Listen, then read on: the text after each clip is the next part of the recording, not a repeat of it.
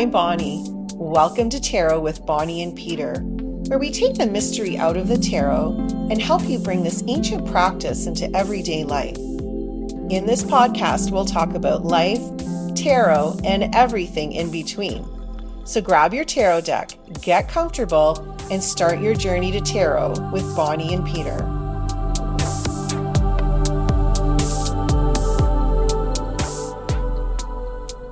Welcome to Tarot with Bonnie and Peter.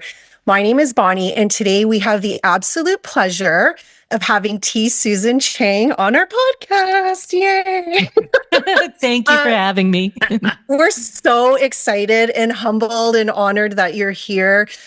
We absolutely love your work, and we would love to introduce you to everybody. So Susie has been reading tarot for 28 years and is the author of, and I think Peter has all of these books. Yep. Peter, for those who are watching, is going to hold up all the books right here, except for the new one, which is coming. Oh, my goodness. Tarot Correspondences, 36 Secrets, and her most recent book, 4 Stories, An Elemental Approach to the Tarot, which I've been loving. She's also the co-author of Tarot Deciphered and co-hosted the Fortune's Wheelhouse esoteric tarot podcast with Mel Meline, where they explore the symbolism in Golden Dawn-based decks like the Rider-Waite-Smith and Thoth. Susie has taught at events like the Omega Institute and StarCon. She offers online tarot readings and mentorship and currently teaches the Living Tarot online course. She's also the creator of the Arcana Case and a line of astrological perfumes and tarot talismans. You'll find her frequently guesting on occult podcasts like ours. Thank you. Like yours. And thank you. Yes. Welcome, Susie. We're so excited to have you on the show. Yeah, I'm so excited to be here. And I'm sure there's so much more that we haven't even mentioned in your intro. Yeah. Well, it's so great to be here. Thank you. You have an incredible lineup of guests, and I feel like I'm in exalted company. So thank you very much for inviting me. Well, thank you. When Peter and I first started talking about doing the podcast, your name was one of the first names that he mentioned. I had a tarot reading with Susie Chang. She's amazing. Maybe one day she'll be on our podcast. And here you are. So.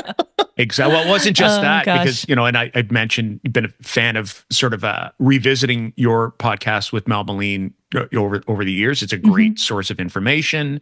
I've actually taken your course through Atlas Obscura, which, again, I took almost from as somebody who teaches courses, kind of almost from a reference perspective, and I learned so much from it.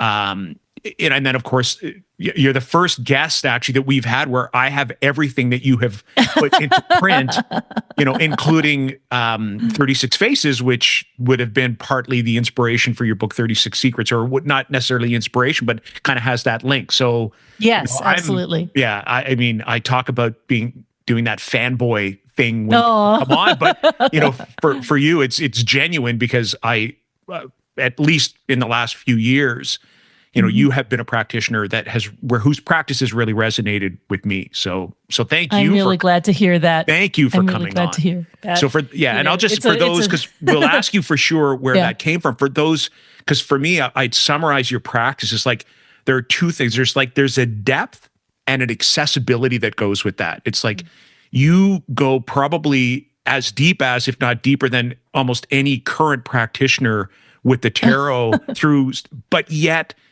it's approachable. You're kind of that is the hope, right? That's the hope. But you do that exceptionally well. So as somebody, again, who's pretty familiar with your stuff, if that was the hope, well done, well done. Mission accomplished. Thank you. Well, I am kind of an ultimate nerd, but I'm always, very aware that I've always been, down so many different wormholes in life that I'm very familiar with that sensation of talking about the thing you love and seeing people's eyes kind of like glaze over or spiral. And it's just like, I want people to understand and to experience the joy and meaning of the things that I love as well. And hopefully some of that comes across. Yeah, it does. As does, I think, you're passionate about the subject too. So that's that's a great thing. And hopefully we can translate a little bit of that today as you are here with us. So I guess that my first question would be, is there anything else you tell us a little bit about yourself that maybe, that Bonnie didn't cover in the intro? Anything else about you? Oh gosh. Well, I think it's maybe worth mentioning that, although I've been, reading tarot for a long time, I've been in it for half a lifetime, but I didn't really start doing all the things, teaching and writing and all of that until relatively recently. I mean, it's only been like 10 years or so. And I think it's because, like many people, I just didn't feel I had permission, right? We all come to doing this kind of fringy activity from places of, I think, a sometimes desperate search for meaning in our own lives, right?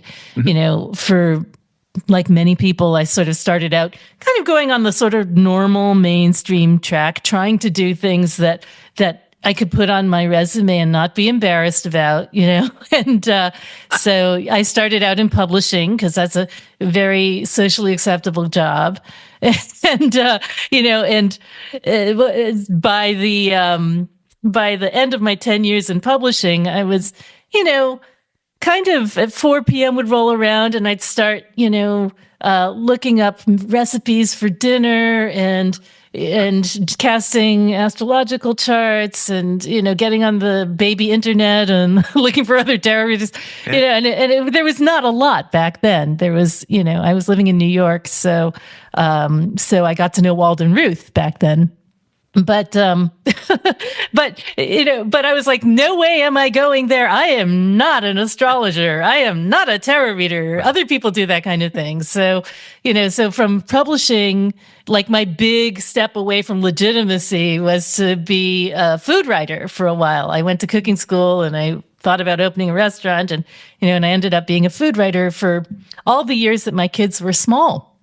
And then doing the tarot thing was really just kind of snuck up on me because I wanted, I was reading for myself and for friends like so many people do. I loved it. I couldn't get enough of it, but wasn't going to come out of that closet. It's nice in here. It's warm. It's cozy. It's dark. That's right.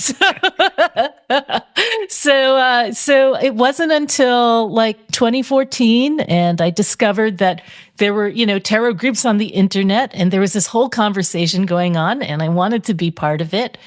That I began to just sort of surrender to the inevitable, I started making arcana cases because that was like a way of dipping my toe into the tarot world without, having to have my name out there as associated with tarot, God forbid. but bit by bit, there's just, the thing is, when you find the thing that you love, there really isn't any going back. And I'm sure you've found that as well. Yeah. There's no question. And I love it. So thank you for sharing that story, because I think a lot of people have that like you had said, starting in publishing and sort of sitting in what might be more socially acceptable spaces until they finally answer the calling that says, my authentic self really does sit inside this tarot space, and I'm just going to answer that calling and go there and open the door. Yeah. What I often call the broom closet, right? As opposed to the closet. It's almost smaller than a closet. Just open the door and step out of the broom closet. So it was like the judgment card was calling you. It was. Exactly. Yeah. I'm so happy you shared that story, because I feel very, that was basically my whole experience as well. Yeah. Yeah. Petrified. I come from a very Catholic religious background, and the last thing I wanted was people to know that I read tarot cards. And even to this day, some people are like, oh, like that's demonic. Like you're I know. opening these portals to spirits. And I'm like, oh my goodness, like that's not at all my intention with how I use the cards. So thank you, with someone with your, authority in this space. telling that story, I think will really help other people, because I think hope so, man. people feel the same way. Yeah. Yeah. I mean, there's so many more reasons that our culture gives us not to read tarot than to do it. Right. But fortunately, it's not hard to be a tarot reader. You can do it in the privacy of your own space or in your closet if you have to, and you can go a long ways and get the benefits of it until you're ready to come out and declare to the world, this is what you do. Yeah, and it's funny. Sorry, go ahead. No, Bonnie. No, you go. My goodness. See, I told you, right? Typical Canadians. Here Sorry, you go first. No, you go first. But I literally hid my cards in my closet. And they weren't even tarot cards. They were oracle. So I was like the oracle girl before tarot. And I didn't want anybody to know that I would read cards for myself. And I had them hidden in my closet so that people wouldn't see them. And I did them in my bedroom. Like, God forbid, I actually brought totally. Yeah. To a public space in my house. Yeah. Now I have like walls of like tarot. It doesn't matter anymore. Yes. I'm like, this is me, so it's okay. So flying the freak flag. Yeah. And to inspire, as you mentioned, inspire people to kind of to do that. And I think I've mentioned this in previous podcasts. It was the same. I spent 30 years working in education, principal of schools for 20 years, and every single day actually had a deck of tarot cards in my desk. But I wouldn't when we were talking before we hit the record button around what is my name and the name I kind of use in tarot spaces. And the reason I did that was because I wanted kind of a nom de plume that would allow me to have a professional public face in education and have another one in tarot spaces, and didn't want them to blend. And you think, why is that? What's the purpose? It's who I am. It's totally understandable. Yeah. But and then we could go down, I guess, a long path of our identity versus the societal pressures that they put on us in tarot spaces. It's almost in some ways a very small portion of that, but you can kind of feel that, oh, this is me, this is who I am, and yet I can't quite be in that authentic space. Yeah. So I think that's great. I mean, the irony of it is that I first heard about tarot in one of those spaces where you don't expect to find it. I mean, I heard about it because I had a sort of roommate down the hall at Harvard who was doing tarot, and I was flabbergasted, right? I was kind of like a little disgusted and like very interested at the same time. Sure, right. And I thought, how does someone, how does she have the confidence to do this? The memory for 78 cards, So that was sort of like my first inkling that, a person who I really respected could do this work. And, it took a long time for me to come around to doing it myself, but I have never looked back. Now, what would the path? We're glad you didn't. Yeah, we're glad you did. So I'm curious then, the path from that first discovery at Harvard to sort of where you are now with and hopefully we'll get into it with a pretty kind of prominent card of the day practice of, with a almost a tracking system that I'd love to hear that narrative thread. And Harvard of all places to discover, the tarot. I know, exactly. So after I graduated, I went straight back kind of home to New York. I'm from New York, and went, actually I had a very small job as a photographer's assistant for a little while because I had always been involved in photography, and then I ended up in publishing. So I ended up in the academic presses: Oxford University Press, Cambridge University Press, and I think that it was probably reading like piles and piles of dissertations day after day that eventually drove me to tarot, because it was like, I can't understand this. I feel like I'm going to grad school, but I'm not getting a degree. This is that feeling of just pushing uphill all the time. Mm-hmm. Yeah. not really sure what to do about it. And all sorts of things sort of exploded out of that repression, right? So, I started ballroom dancing, which I did very intensely because I can't do anything by halves, like for 3 or 4 years. And I started playing the saxophone. Oh my goodness. Total opposite from what I was doing at work, and I was like, maxing out my credit card, eating whatever I wanted, because that's always been very important to me. But the other thing that I was now going to have permission to do was to look at tarot cards if I wanted to. So I got my first deck in 1996, and I remember I got it like at a Barnes and Noble. And I took myself and my deck to, like, I guess it was brunch or dinner. It was sort of in between times. There was a restaurant downtown called Pisces. I'm a Pisces rising, and I didn't even think about it. It was just like, and I sat there and I just looked at these, cards for hours, trying to figure out, like everybody does the first time, like, what are you trying to tell me? What are you trying? I don't get it. What are you trying to tell me?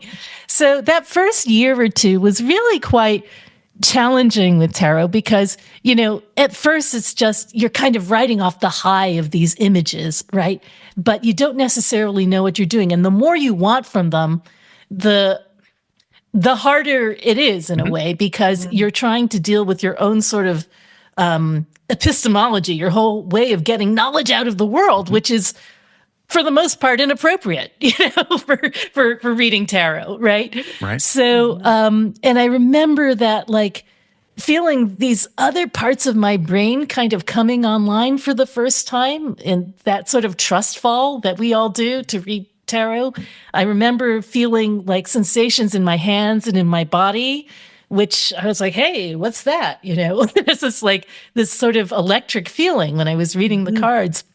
And I remember, particularly one time when I was going to my friends on Cape Cod, and I was on the bus and trying to do a reading for myself and kind of struggling with it.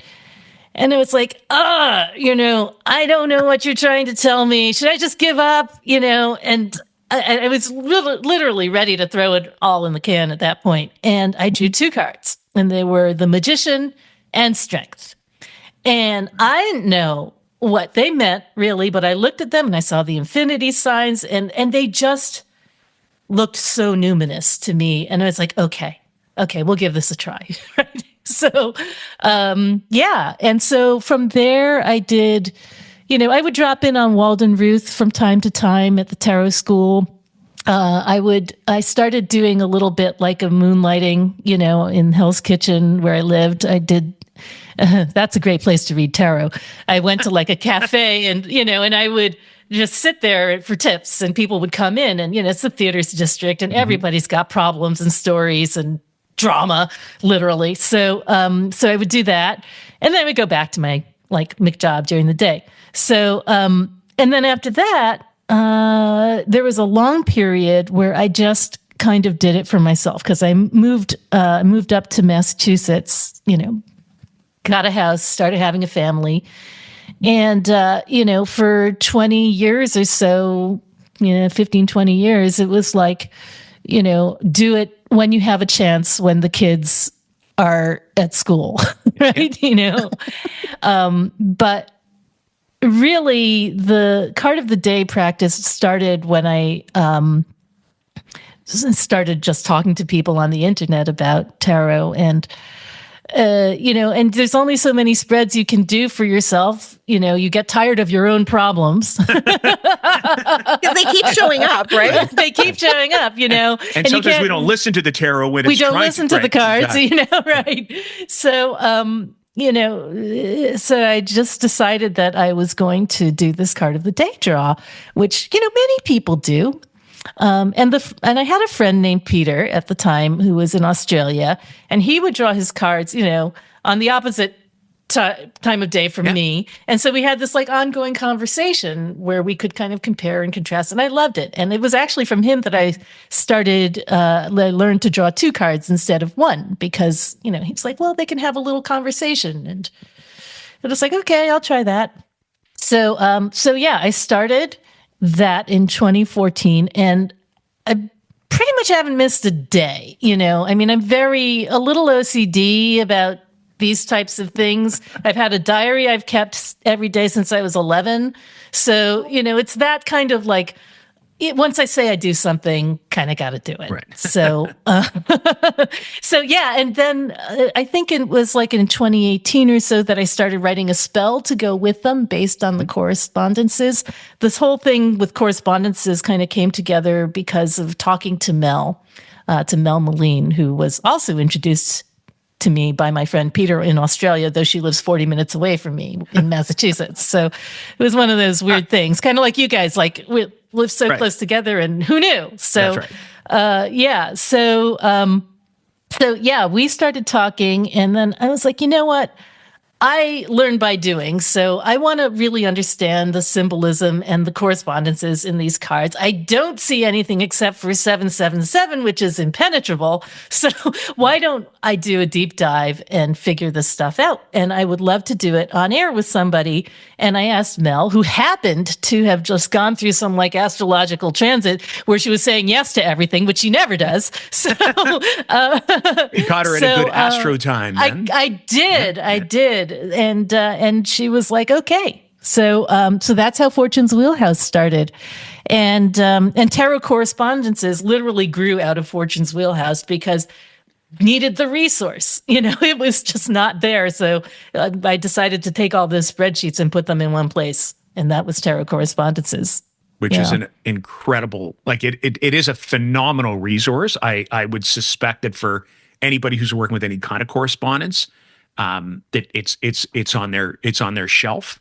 And I think, you know, there are those, I guess you'd call them, you know, almost seminal references that most people have. And I know for me, that's definitely one of them, along with the podcast. Like, and for those who are unfamiliar, there were well over 100 episodes where it was deep dives into major arcana cards and the suits and the elements, astrological significances, and you know, these are 50, 60, 70, 80-minute episodes where you're going quite deep. I find them absolutely fascinating. So, you know. I'm really glad to hear that. You know, we worked so hard on that thing. It really was kind of a hyper sigil, you know, the whole project. But I mean, I think it would be a mistake to think that I carry that all around in my head, because I really don't. I still have to like listen back to episodes to learn shit, because, you know, they talk about how your body recycles every 15 years so that, you know, every cell has been replaced. I feel like my brain does that like every 10 years or 5 years or something. Anyway, I don't retain that stuff, but it is, I get the feeling that, you know, the more you kind of expose yourself to this kind of information and this kind of depth of knowledge, you may not be able to retain it all, but it shapes your practices in ways that are irrevocable and, you know, and valuable to me anyway, down the road. It's sort of like, you know, my whole understanding of tarot, you know, grows out of the work that we did in Fortune's Wheelhouse, and, you know, as well as life experience. I mean, I think that's another thing that was really important to me. I wanted to be able to, you know, I didn't want to just have like a sort of like 5 keyword understanding of every card, because that wasn't going to help me, you know, do readings or teach anybody.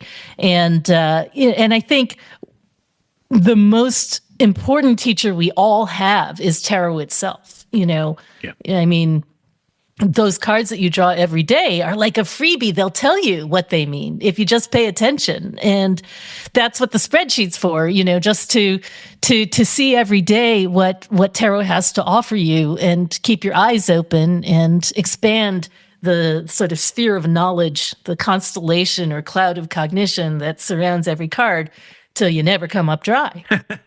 Well, and I know we'll definitely talk about your new book, 4 Elements, but when you talk about that personal connection, I'm always amazed because that shows up in 36 Secrets from time to time. You're getting pretty deep into, the decanic connections and the astrological connections and the Picatrix and the Agrippa and whatever it happens to be. And then you'll say, and usually when I draw the Six of Swords, there's a personal story that goes along with it. Yeah. And I just, to me, I find that personal connection to be, in some ways it's reassuring because it's like, here is, someone who is working with, and, and as you said, you're not walking around with it in your head, but you're sharing that with people who are either listening or reading. And then you're like, oh, and by the way, when it shows up, it's at a time when, something goes wrong with my car. And you're like, right. I mean, what's the point of knowing that the Six of Swords is, Tiferet in the realm of Yetzirah if you don't know what it's going to do when you get it, right? You know, that's no use to the person who comes to you for a reading and says, I got Six of Swords and I'm thinking of changing jobs. What does that mean? And you're like, well, it means that you're, on the middle pillar, and with then they're just looking at you going, and they're like, yeah. Okay. And so, and it's for, like I said, for anybody listening or watching who's not familiar with your work, and I've mentioned that before, that idea of the depth and the practicality, or the depth and the accessibility that you do so well, kind of shows up in there. But I know we're at, because I think both Bonnie and I are really curious to talk about your upcoming, I won't say your upcoming book. It's upcoming for us because it's on, the physical copy's on its way. It's in the mail. Check's in the mail. Because it's, I guess, as we record this, it was released. It's early this month, was it not? In like February 2nd, February 6th, and that. Yeah, there was a decent election in early February, and that's when I let it out. But that's what publication is when you're self-publishing. It's like when you tell everybody.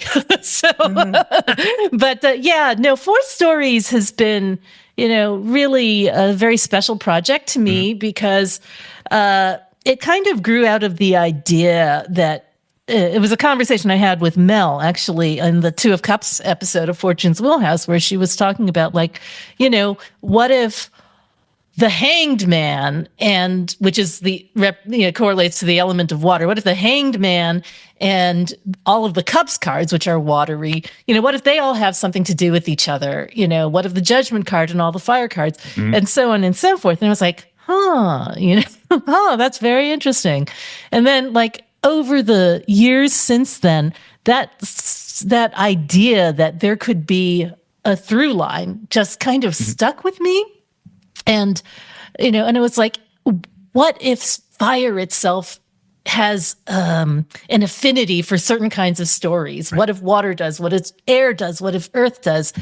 And this sort of all kind of came together. I think it was, I did a presentation on it in 2020, right before COVID closed down. I went to NEWTS, to Northwest Tarot Symposium, and this was the first week of March, before everybody just kind of disappeared, and I remember kind of sitting with these stories and thinking, God, I did a lot of work for this, and now, I'm just setting it aside and it's just going to be some presentation I did, because it really changed the way I think about my whole practice. I mean, the idea, I think the Judgment card is a really hard card to know. I think a lot of people struggle with it.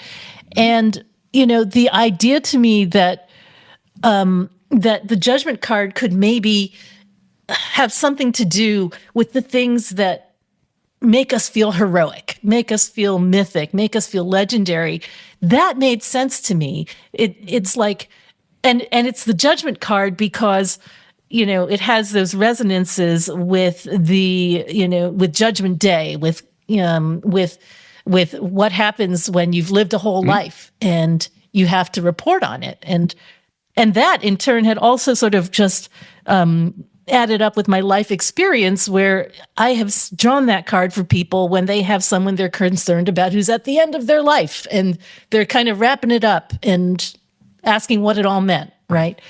So that really broke open the suit of wands for me, and sort of one by one, everything sort of started to cohere in sort of elemental ways.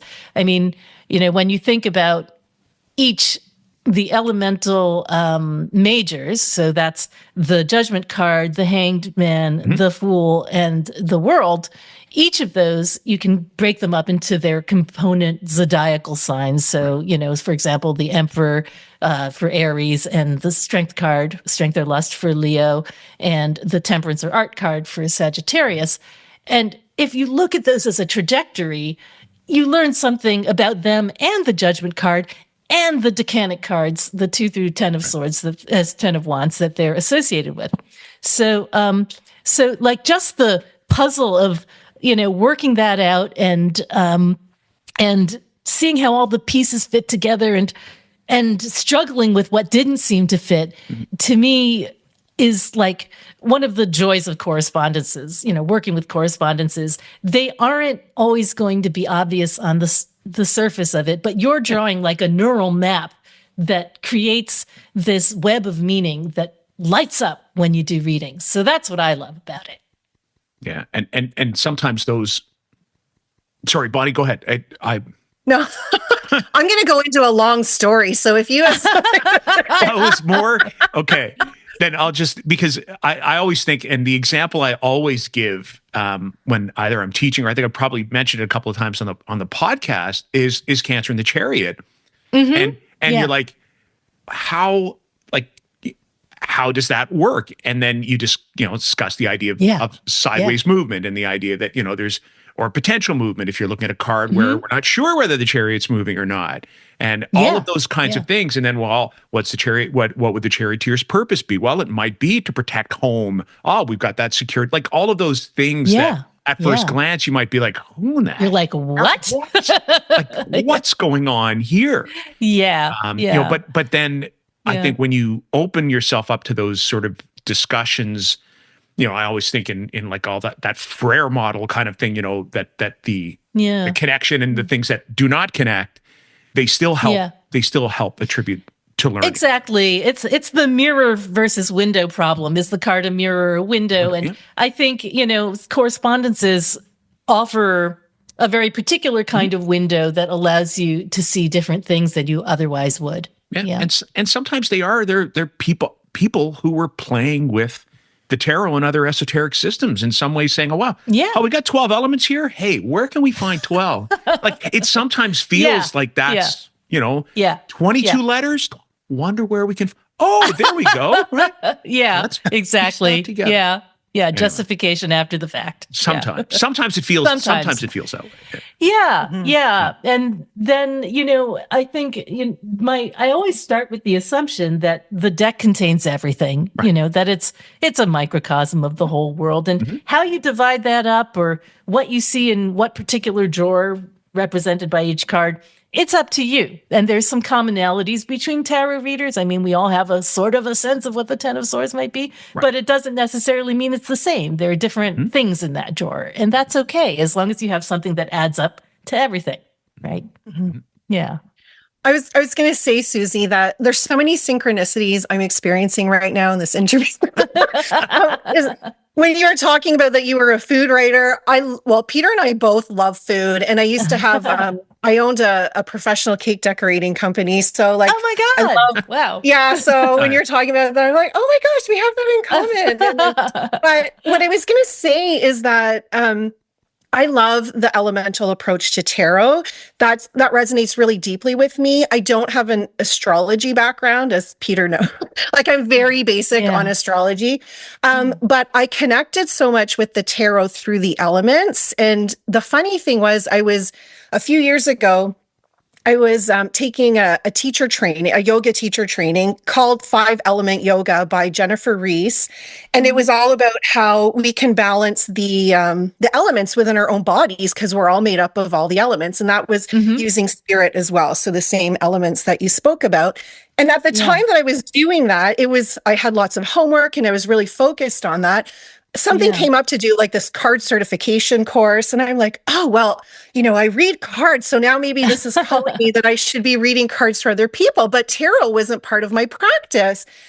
So because I was learning the 5 elements, I was like, well, I really need to find a deck that has that elemental approach so that I can understand it better. Not knowing that tarot is so well, we can base the elements around the suits in tarot. So long story, I found the tarot and then realized, oh my God, this is the deck that I've been looking for. And that approach has really helped me in my own journey with the tarot, how I read the cards, how I embody those certain energies. And your book is literally blowing my mind. I've been reading it frantically before our interview today. And the way that, I love the judgment card and how that corresponds with wands. I think about that in my own journey. It's like when we're called to our purpose, do we have the will to actually do that? Or are we afraid, right? And when we think about fire, that's the solar plexus. That's the determination and the will. But if you're scared, you can't do that. So you can't do that. Yeah. You can't do that. So I'm so grateful for you and your work and that you're putting this book out there. So for people like me who are not, don't really have that astrology background, but can really see that tied into the elements, it's incredible. So I'm really enjoying this book. Oh, I'm so glad. I mean, I think one of my favorite stories that comes up in the book is the story of Earth, because, I think of that as, I call it the return of the daughter, stories of return and rebirth. And I think that the story of Persephone and Demeter is such a beautiful way that story comes together. And I mean, if you think of this, even if you break it down into, the devil and the Hierophant, and the hermit, you can kind of see this movement of down into the earth and and the sacred marriage of the goddess of spring and the lord of death, and the rising and the searching all over the earth to find her and bring her back up. And, and it just kind of gives me chills when I look at that. And then I realize that this is the story of the world. This is the story of Pentacles. This is the story of all of us just, trying to, the magic of being alive, which is intimately connected with the cycle of all living things and death as well, So, I think that what I love about the story approach to tarot is that it really expands rather than sort of limiting or contracting the possibilities that go with every card, because every card contains, infinite numbers of stories. And the story, the concept of story itself is almost culturally universal, that we, regardless of where we are in this time or where we were in any time, stories are such an important part of our makeup. They are, for the longest time, and still are, how we define the world. So I always think when you talk about the tarot as being the collection of everything, then it almost has to be story based that way, because we do make understanding of our world. We still do that through story, through narrative. So, it's true. It's true. Yeah. And I just sort of felt like, it was important for me to have, I really loved doing the Decans Project and the 36 Secrets, and being able to focus on every card and kind of, jump out from the image into its major arcana and, and go into the history. But there were things I needed to say about court cards. There were things I needed to say about aces. There was things I needed to say about the majors that could only kind of come across through the lens of the elements, I mean, one of the things I think about court cards in particular is that, you can kind of almost think of them as each holding the ace of their suit. And what are they going to do with it? Each one of them has a different thing that they're going to do when they're holding that ace of swords or ace of pentacles or whatever it is. And so that's really influenced the way I think about things. Like, for example, the Ace of Swords in particular, I think has been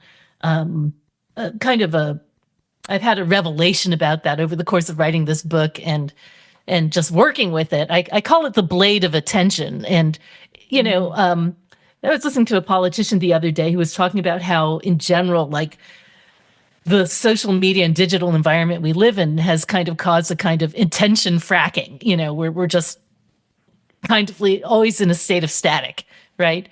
And what I think about the Ace of Swords as the blade of attention is that you get to decide what you pay attention to and what you don't, and that is a powerful paradigm to assign to that card. I now have something that I kind of created while I was writing the book.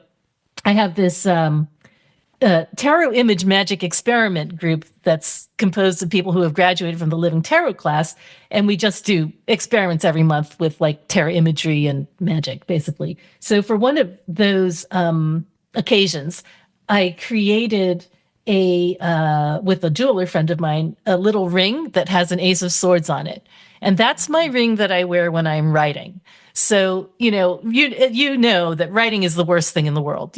Writing, you just want to you sit down to write and suddenly you have to go to the bathroom. That's your right. nose itches, you're hungry. There's a weird noise over there. It's there's awful. A sink full of dishes. There's, oh my goodness, right? Yes. Oh, I need to vacuum. I can't write. No.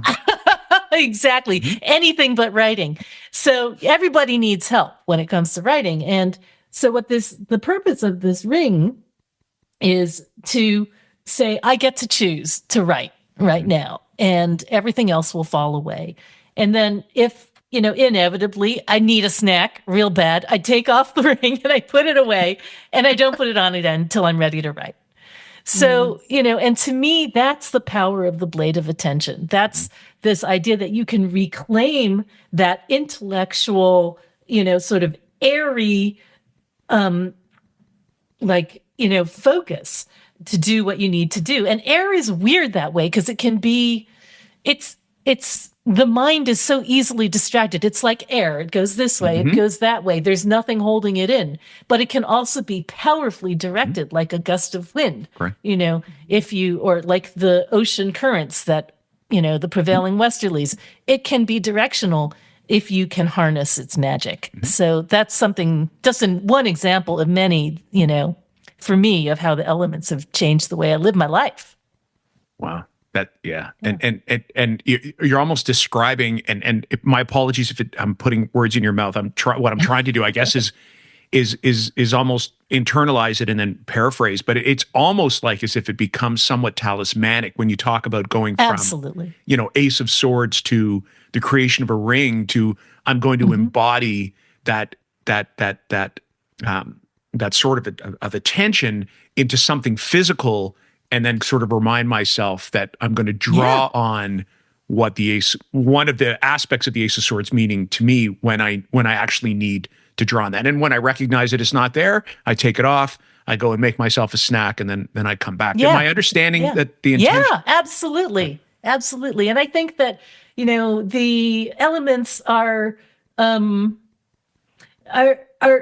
around us, sort of unobserved all the time, but we can connect with them intentionally like we do with magic. I mean, even right now, I'll tell you, my last project was I created a rubber stamp with the 6 of Wands on it because so I get the 6 of Wands less than any other card. Verifiably, it's on the spreadsheet. Yeah. And so I have kind of a complicated relationship with Wands generally.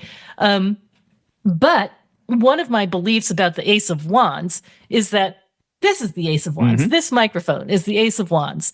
And the 6 of Wands is, the pride of allowing your voice to get out there. And so what I do with my silly little 6 of Wands rubber stamp is I coat the end of it with edible food dye, and I stamp my Altoids with and then I eat one before I talk to someone like you. I love that. That's fantastic. You are literally embodying that. Oh yeah. It's in me. Yes. That's phenomenal. That is phenomenal. I think it's great. And I think that it's like, for a person who has a weak relationship for the 6 of Wands, you are what you eat. Well, and what better way to bring the energy of the card by by almost consuming it, and although it's an altoid, but creating energy inside your body, a calorie or two or whatever it happens to be, right? Wow. Yeah. And it's so funny that you're and again, I don't want to put words in your mouth, but if not that card is challenging you, but it doesn't show up as much for you. Yeah. And when I think about the Six of Wands, I think about it as going out and like doing what you love to do, because that inspires other people. And that's what you do. So I'm surprised you don't get that. Because if you need validation and reward right now, we will give that to you. My goodness. By you going out and doing what you're doing because of your passion, you're helping other people. And that's the exact energy that I think about for the Six of Wands. So thank you. And you should see that card show up more often for you now. I'm getting a feeling you're going to get the Six of Wands. I'm going to chuckle if one of us, when we do our card draws, if one of us draws that Six of Wands, or Bonnie and I both draw it, and you're like, it doesn't show up. It doesn't show up for you. That's really funny. Yeah. No, it's interesting. I mean, I think it's partly just like being sort of a sun in Virgo, and having like zero Leo energy at all, zero, but also I was a real introvert when I was young, and I would not speak. There were just like periods I would go and I'm just like nope. So and I think that over the course of a lifetime, what we do with tarot and with whatever meaning system it is for us is that we explore all parts of it and we claim all parts of it and own them, so that there's no card that I don't think is part of me, even the ones that are kind of or ick, or they're all part of me. And I think that as a tarot reader, you get to your relationship with the cards becomes a medicine that you share with your clients and the people who come to you. And that's why when, they draw the death card or they draw the tower, you have something to offer them that isn't just more doom scrolling, right? Correct.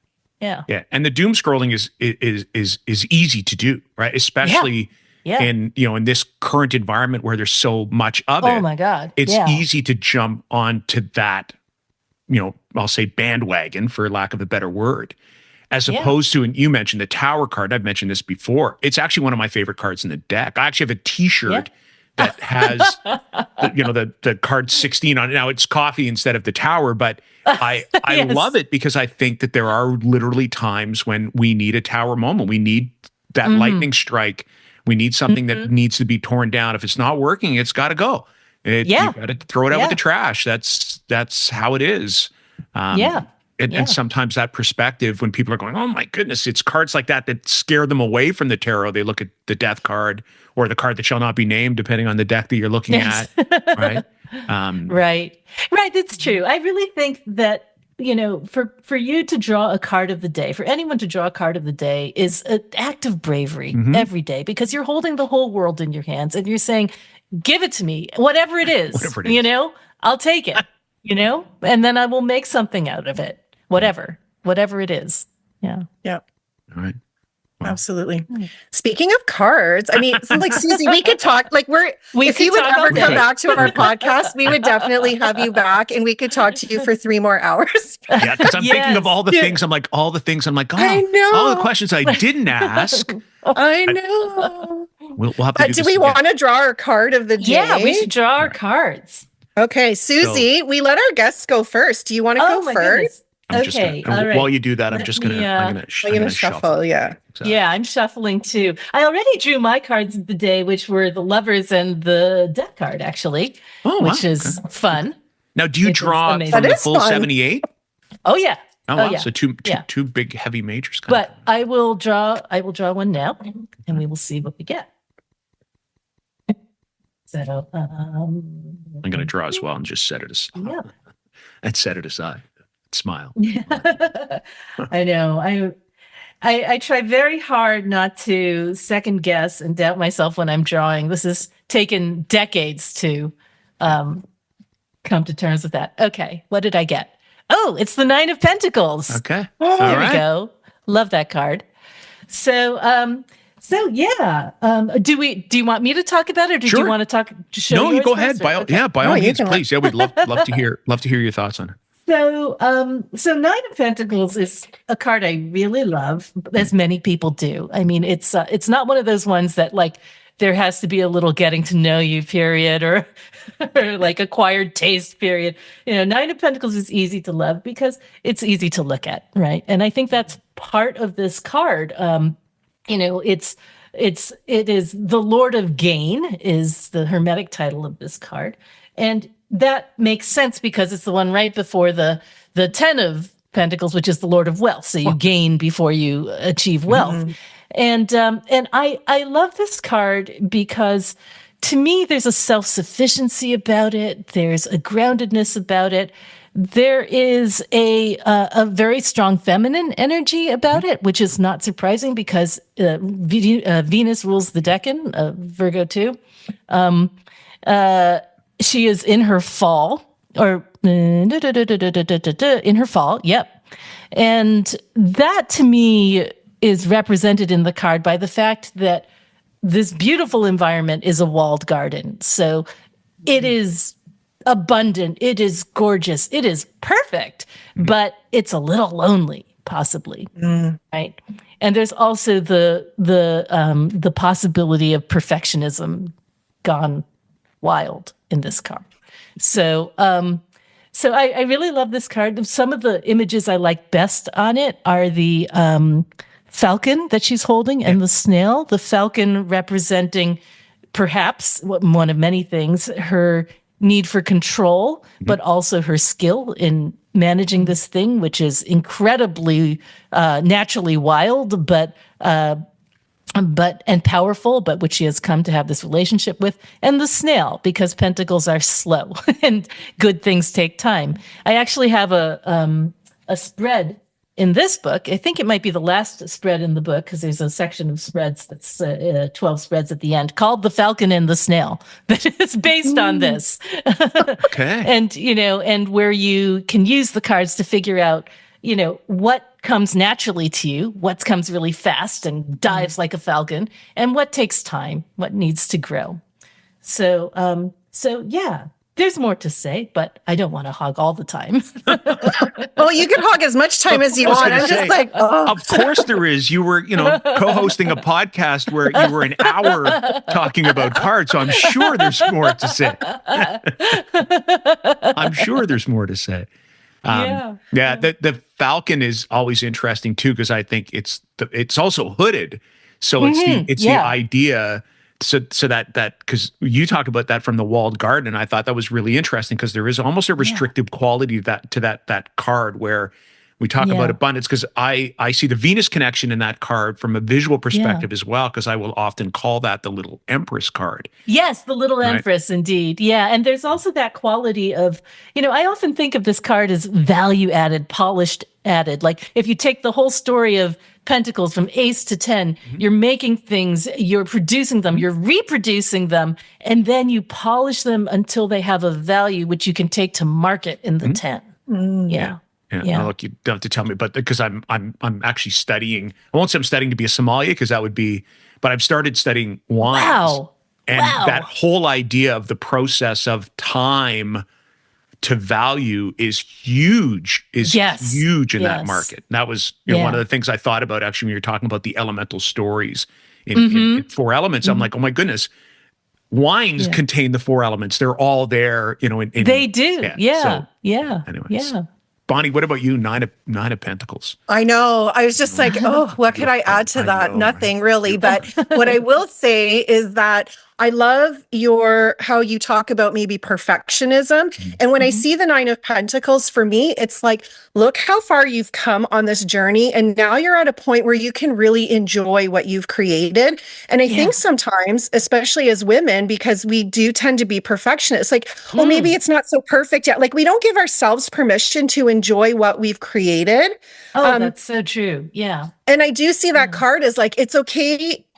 I get the loneliness aspect, but sometimes I'm like, it's okay to be alone and enjoy what we have done and give ourselves permission to be able to do that. So I love that perspective of perfectionism. That really resonates with me. So You I'm know going to remember that now when I see the Nine of Pentacles, because when I pull that for other people, I really let them know, like, you've come a long way and it's okay to enjoy what you've done. Almost like too, like the Four of Absolutely. Wands, sometimes we don't give ourselves permission to celebrate, those Yes, just to relax small. and enjoy. Yeah. Yeah, Another thing that's exactly. interesting, and I promise I'll shut up soon, but the No, but please do. if you look at the 9 and 10 of Pentacles, I think the woman is the same woman. I mean, yeah, they're all probably Ellen Terry, but if you Yes. look at it, these are two different expressions of the life she could have, right?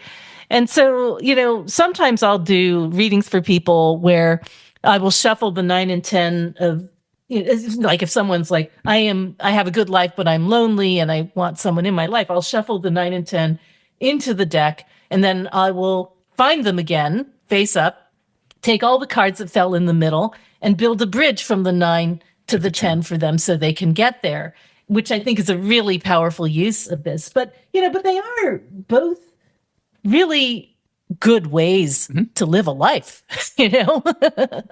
She has choices. For sure. Yeah. For sure. Thank you for that. Thank you both for that. All right. Bondi, do you want me to go or do you want to go? Doesn't matter. What do you want to do?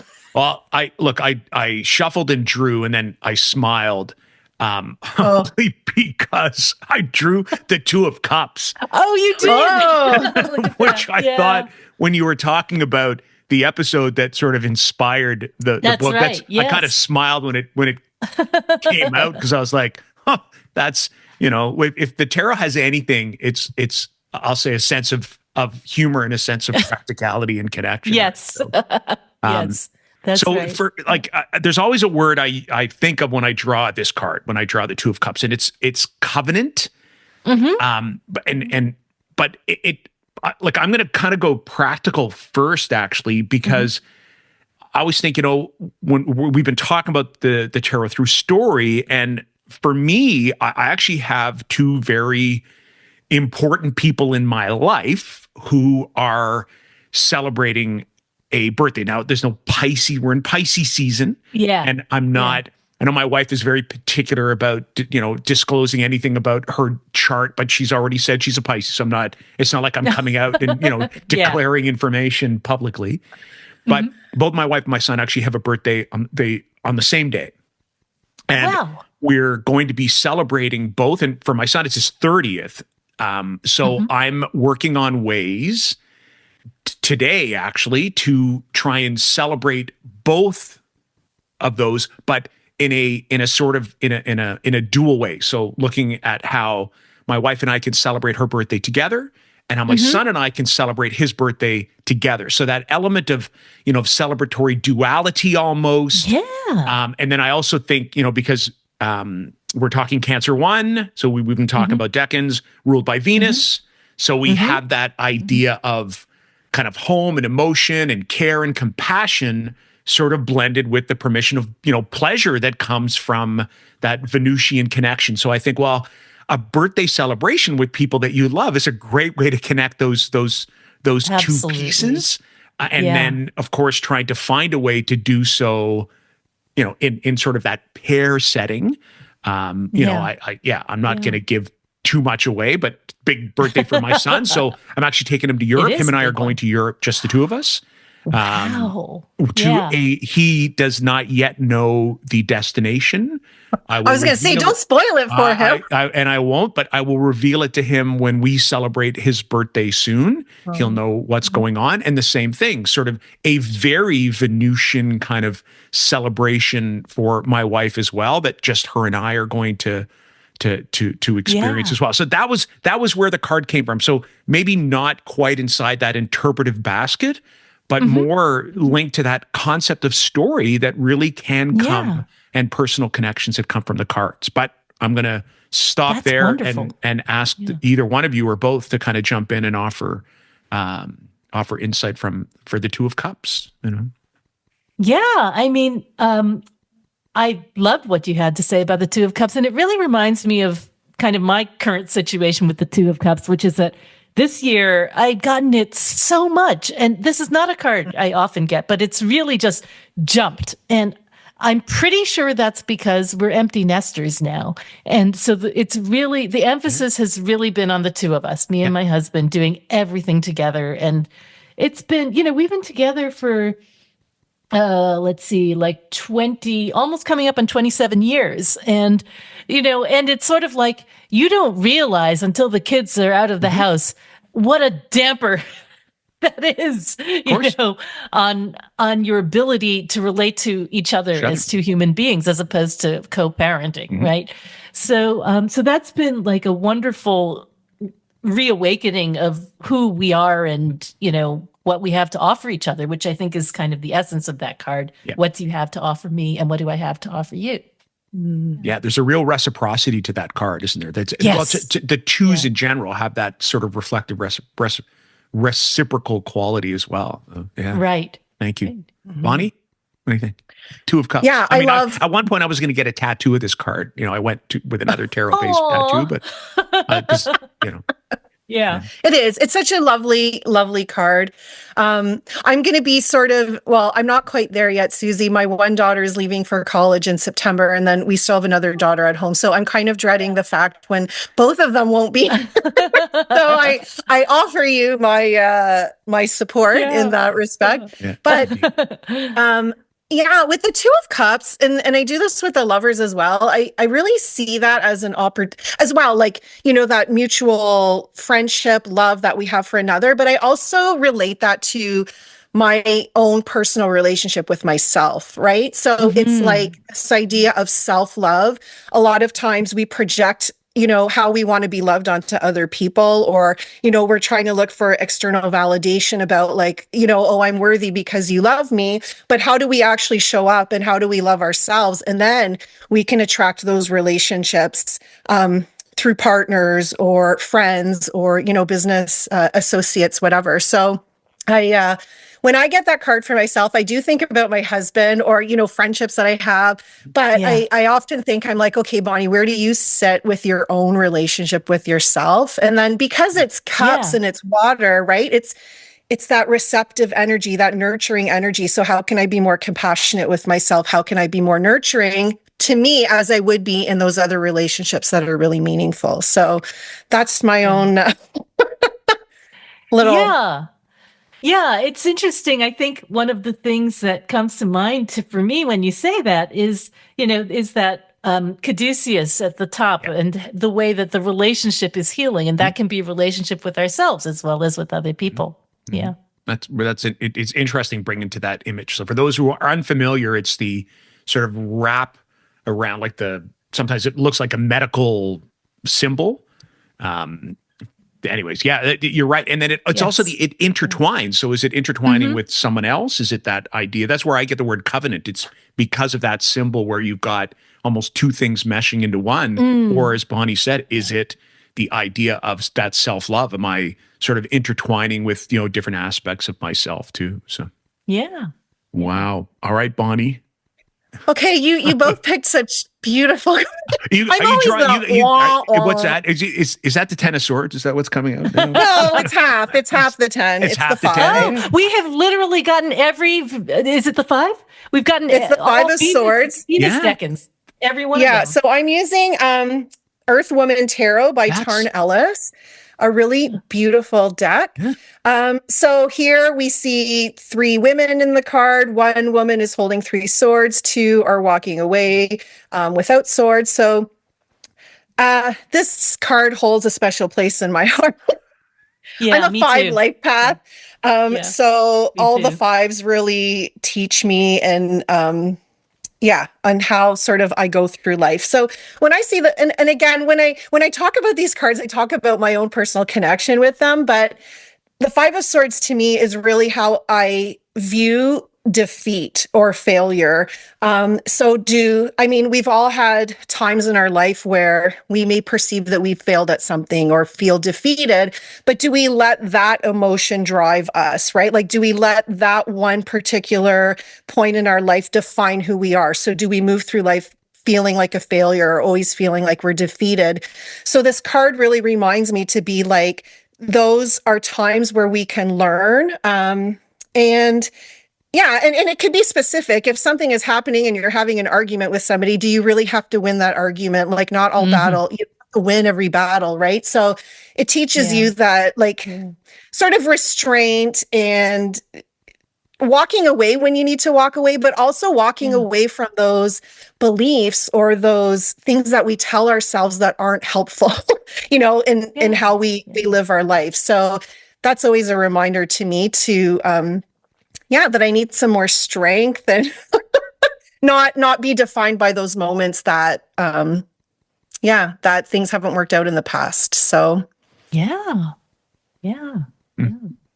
Interesting. Anybody else want to pipe in? Yeah. With my 5 of Swords?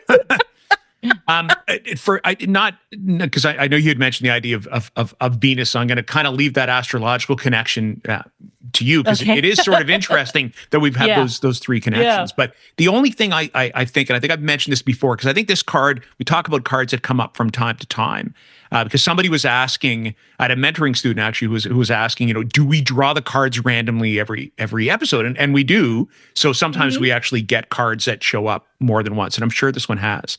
Because for me, I think when I look at this card, the element of air is important. And then there's a real sense of imbalance. So I often think about the idea of mental resources, and then I check and see, if there's a situation that I'm in where I might be either hoarding all of the possible, mental resources, or might sort of not be disseminating them through the group of people that I'm working with. Am I causing, whether it's toxicity or, a bit of negativity based on my own actions? Like I really do think about the 5 of Swords from its air element perspective, and that concept of conflict, challenge, and imbalance that kind of sits inside that space of 5. So that's the only thing that I would add there. Yeah.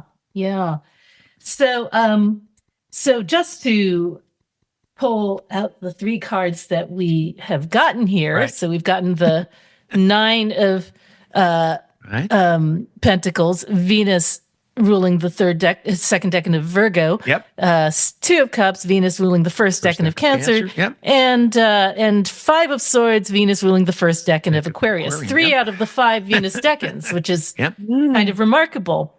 I really love the 5 of Swords in particular, and not because it's cheery, not because it's pleasant, but this is one of these cards that seems to just be so meaningful. And I think writing the 5 of Swords chapter in 36 Secrets was kind of the most eye-opening chapter for me to experience as I was doing it. I mean, I think of this card, as Bonnie was mentioning, defeat. I call it the card of winners and losers. The Hermetic title is defeat. And then, but if you read 36 Faces, Austin's book, he brings up a wonderful keyword for this, which is exile. And that's really the one that I feel the most strongly. I think that there's something going on with the 5, 6, and 7 of Swords that is really linked to belonging and not belonging. And, if you think of Saturn traditionally ruling Aquarius and Capricorn, and Capricorn being everything inside the wall and Aquarius being everything outside the wall, this 5, 6, and 7 of Swords Aquarius cards really raise the question of, do I really belong here? Could I do better elsewhere? If I take a step back outside the cosmos, beyond Saturn, where should I really be? And I think that 5, 6, and 7 of Swords trajectory kind of is like, could I do better for myself? I'm going to get in my boat and go. And now I'm in my new place in the 7 of Swords, and I'm just going to look out for myself.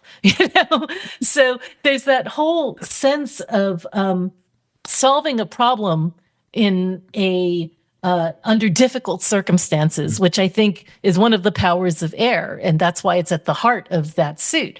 I think the story I use in 4 stories to illustrate that is the descent of Inanna, the Sumerian goddess, because first of all, it begins with Venus, Venus in Aquarius. So you have this Venusian goddess type, but she goes to a place where she doesn't belong. She descends into the nether regions and divests herself of all the things that make her a goddess, and then comes back, rises back up on the other side. So to me, this is, and you can see that both in the 5, 6, 7 trajectory, and as also, of course, here's Inanna herself in the star card, which is right, associated with Aquarius. So I really, really love this card. It's taught me a lot about the dangers of comparison, and how we hurt ourselves when we compare ourselves to anybody, including ourselves. That frame of needing to dominate and win, and which is something we're kind of raised to do in the sort of ambient culture, is toxic to all our relationships. And I think, this card is a powerful stand-in for feelings of envy and resentment and jealousy and all the things that make us feel a little bit uneasy and squeamish. But I think that what it offers is that sometimes you have to rebalance the scales by being the one who loves yourself, even if that feels selfish. Yeah. Well, and that self-love has that connection as well to the Two of Cups, Bonnie, that you had brought up in a card that we drew before too. I look, when you say, 5 of Swords and then, or, looking to the next card, I'm just going to get in my boat and go. I'm never going to forget that phrase now. Yeah. Yeah. But then it's going to take me to the 7 of Swords, and that's the card that stalks me. I was going to say. Oh, really? That's your That's my stalker stalker. card. How about that? Yeah. Yeah. Huge fan. Big 7 of Swords fan here. Okay, we need to talk. Yeah. Here we go. Yeah. Well, look, I can't, speaking of talking, is there anything else actually? Is there perhaps tell people where they can find you, what you have going on? Yeah. So the sort of main place to find me is tsusanchang.com. For kind of conversation, social media conversation, I'm most often on Fortune's Wheelhouse Academy, which is a group on Facebook, which is open to all. For my products, that's on Etsy, where I go by Tarotista. So it's etsy.com/shop/Tarotista. We'll put it all in the show notes as well. Yeah, it'll all be there. links. Yeah, like right now in the springtime, I'm always teaching. I teach a little writing course at Smith College. So I don't do a lot of, presentations, workshops, things like that during this period. But I am working on a big project, which I can't say anything about yet. And hopefully that will start showing up in the summertime. Well, that's a reason for then people to follow the trajectory of your work and to follow you in different spaces so that they can, when it is revealed, then they can find out. And and I did want to say before stories very quickly that if possible, you can get it anywhere. Of course, it is on Amazon, but if possible, it would be great if you could pick it up on lulu.com. That's sort of a self-publishing platform. Same price, just I get a better cut of it. So it's helpful to me. And so, and I'll let our Canadian listeners know as well that we sometimes, especially when we purchase things that are US based and ship them here, that the shipping costs can be astronomical. And that wasn't the case at all. I found it to be exceptionally reasonable. I think it might have cost me $10 for shipping. There are some times when domestic shipping costs more than that. So if anybody's going, oh my goodness, I got to get it shipped as opposed to going to a larger unnamed publication, I'm going to tell you that is not the case. So it's not prohibitive. They do a good job of keeping costs down. They really there. do. Yeah. They really do. Yeah. All right. Yeah. Peter, do you want to tell people where they can find you? Well, sure. You can find me here, but you can find me on socials, probably Instagram more than anywhere, but at Peter White Tarot. Obviously, you can find me on my website at peterwhitetarot.com. Still working on that. And I'm hoping at some point in time to release that kind of 3-part history of the tarot. That's the course that I'm working on now. Fantastic. But I'm excited. I'm really excited about that as somebody who studied history. I want to bring sort of an approachable, but hopefully, fingers crossed, interesting look at that historical thread of the tarot. So that's current project. Of course, it's got to go in with the I'm taking my wine courses. I'm actually, I'm the chair of our local library. So that sometimes takes up, a bit of time. And then all the other projects that are on the go and, and then of course the band and stuff, but Bonnie, how about you? Okay. I am on Instagram at Breathe with Bonnie. I'm not as active, but I'm trying. Best place to find me is on my website, which is breathewithbonnie.com. Every month I do a series called Meet the Major. Well, it's called The Soul's Journey, Meet the Majors. And I go through a new major card each month. And then we sort of follow the path of the Fool. So last month was the Fool, and this month we're working on the Magician. So we get to meet the Magician through meditation, take a deep dive, and then do some journaling. If you are interested, you can definitely check that out. So wonderful. Susie, we are so honored that you came onto our podcast. This has been an incredible conversation. Thank you. I'm sure many people will find this helpful, and they're going to be like, how can we find out more about you? So. Agreed. Yes. Thank you so much. It was really great to talk with you both. Great. Well, okay. Thank you. And we will. Oh, sorry. Go ahead. No, Peter. you go ahead. No. Here we go. No. Please, by all means, you go.